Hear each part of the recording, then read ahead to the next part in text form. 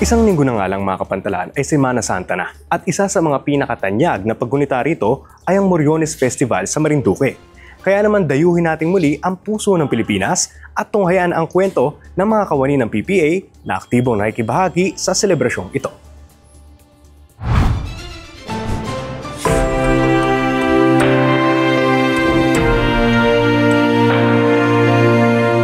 Hindi man po biro talagang pagmumoryon. Masaya po, na masarap, na mahirap.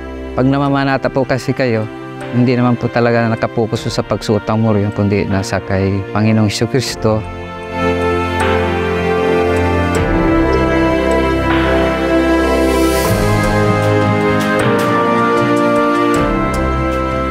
Po pala si Melchizedek Sartillo.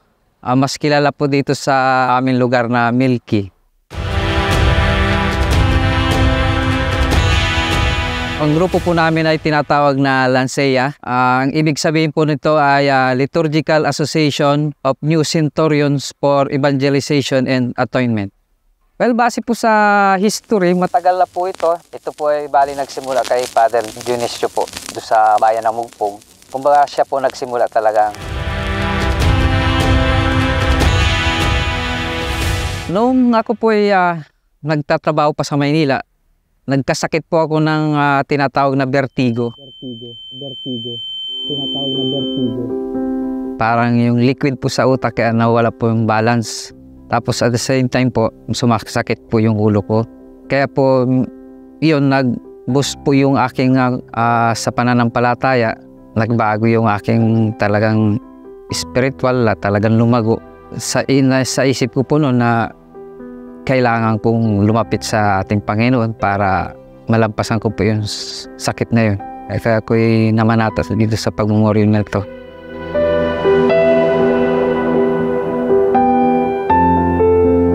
Nag-start akong mamanata kasi gusto ko yung mga kahilingan, yung mga para sa pamilya, sa sarili, para matupad, ilayo sa sakit, yung mga blessing, dire-diretso. Ako si Marvin Arojo, taga Kawit, Buwak, Marinduque. Kasalukuyang nagatrabaho din sa PPA bilang isang security guard. Nagsimula akong mamanata bilang noong 2019. Masarap ang pakiramdam nung pagkatapos kong mamanata. Masarap, parang nabless ako. Pakiramdam ko nung parang nabless ako agad ng ating Panginoon.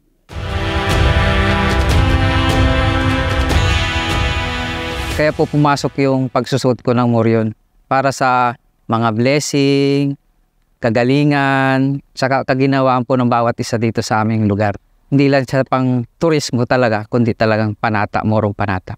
Dito po sa aming barangay, nagsisimula na po itong aming panata, linggo pala ng Palaspas. Yung po, pinipresenta po kami sa publiko ng aming kura para po.